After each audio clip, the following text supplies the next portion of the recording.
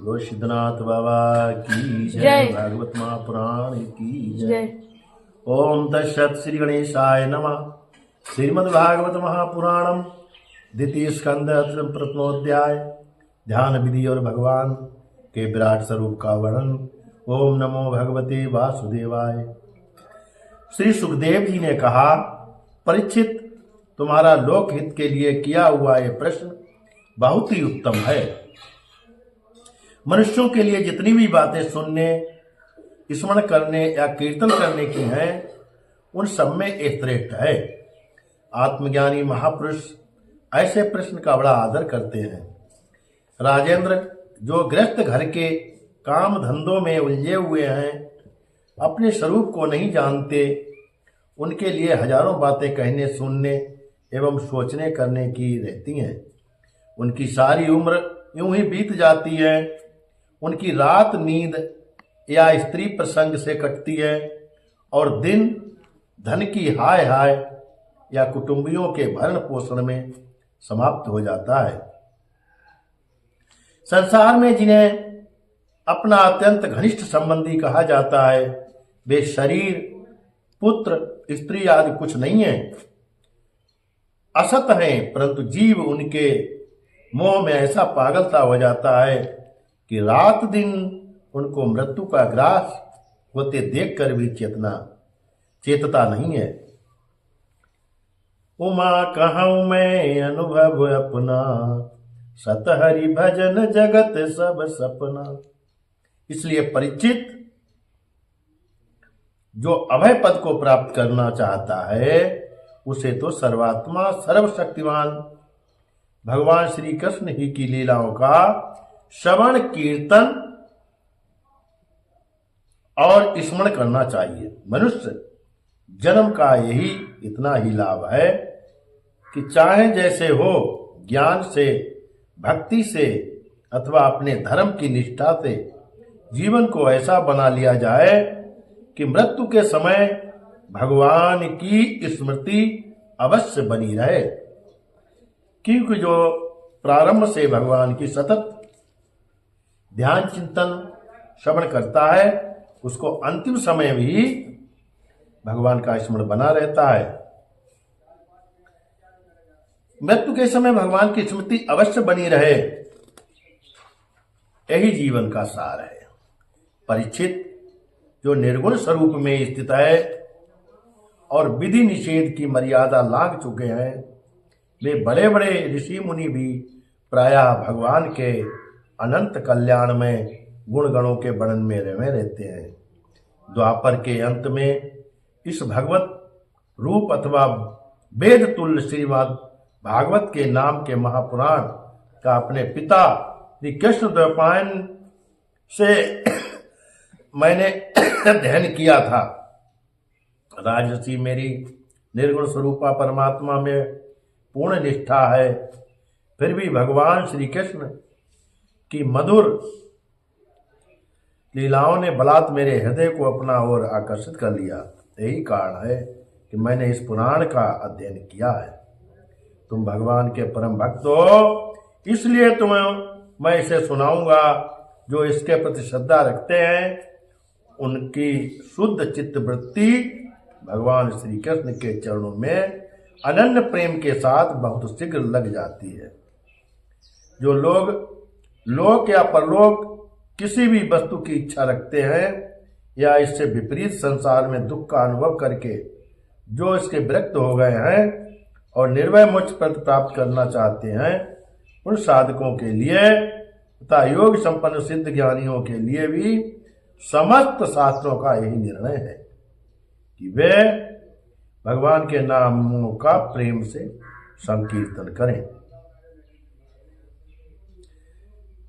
एक कलिकाल मलायतन मन कर देखु विचार, श्री रघुनाथ नाम तजी नाहिन आन आधार। बाबा ने ये भी लिखा है मानस में, अपने कल्याण साधन की ओर से असावधान रहने वाले पुरुष की बरसों लंबी आयु में भी अनजान में ही व्यर्थ बीत जाती है। उससे क्या लाभ? सावधानी से ज्ञान पूर्वक बिताई हुई घड़ी 2 घड़ी भी श्रेष्ठ है, क्योंकि उसके द्वारा अपने कल्याण की चेष्टा तो की जा सकती है।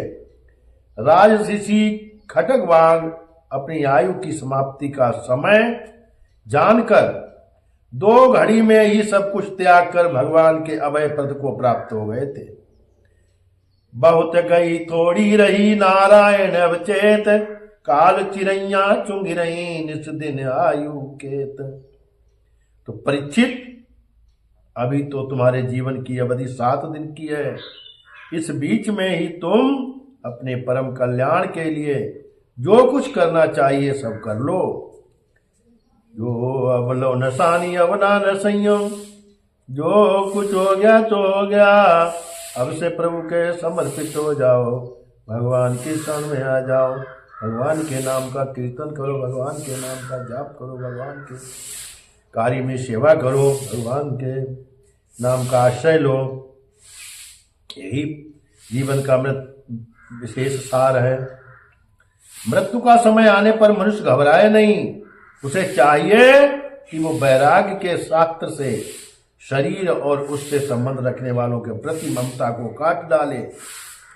धैर्य के साथ घर से निकलकर पवित्र तीर्थ के जल में स्नान करे और पवित्र तथा एकांत स्थान में विधि पूर्वक आसन लगाकर बैठ जाए। तत्पश्चात परम पवित्र आ ओम इन 3 मात्राओं से युक्त प्रणव का मन ही मन जाप करे। प्राणवायु में बस में करके मन का दमन करे और एक क्षण के लिए भी प्रणव को न भूले। बुद्धि की सहायता से मन के द्वारा इंद्रियों को उनके विषयों से हटा ले और कर्म की वासनाओं से चंचल हुए मन को विचार के द्वारा रोककर भगवान के मंगलमय रूप में लगाए। इस तरह चित्त से भगवान के श्री विग्रह में किसी एक अंग का ध्यान करे।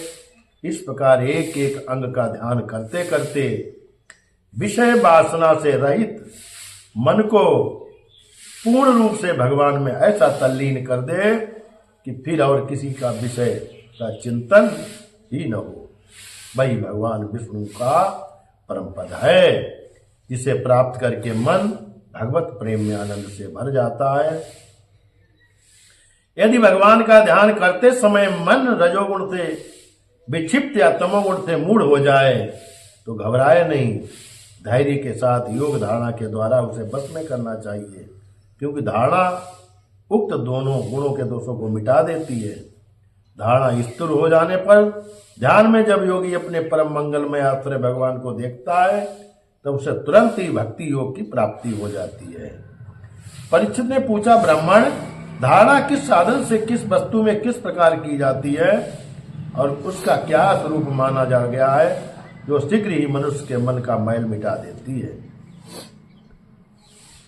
बोलो श्री कृष्ण भगवान की जय, भोलेनाथ की जय।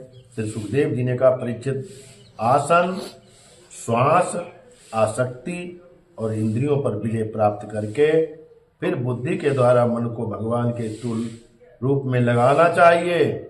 एक कार्य रूप संपूर्ण विश्व जो कुछ कभी था या होगा सब का सब जिसमें दिख पड़ता है वही भगवान का स्थूल से स्थूल और विराट शरीर है। बोलो श्यापति रामचंद्र की जय, पवन सुत हनुमान की जय, उमापति महादेव की जय, भागवत महापुराण की जय। कहने का तात्पर्य है कि मानव को हर क्षण हर पल विचार करना चाहिए कि मेरा जन्म मानव शरीर का जो मिला है अथवा हमारे पूर्ण जन्मों के पूर्ण का संचित फल के द्वारा मानव शरीर मिला है, इसका हमें क्या करना चाहिए? खाना, पीना, सोना, लेटना, मलमूत्र करना, ये तो सब पशु पक्षी भी करते हैं। तो मानव योनि जो बनाई है 84 लाख योनियों में सर्वोत्तम, इसको क्यों महत्व दिया है, इसको क्यों सर्वोत्तम बताया है? इसमें हमें ज्ञान है क्या हमें करना चाहिए क्या नहीं करना चाहिए। तो भगवान का जो स्मरण, भगवान की जो सेवा, संतों की सेवा, भगवान का कीर्तन ये मानव शरीर में ही सुलभ है, अन्यथा भोग योनि है में चीजें संभव नहीं है। इसलिए वर्तमान को सुधारो तो भविष्य भूतकाल अपने आप सुधर जाएगा। बोलो श्यापति रामचंद्र की जय।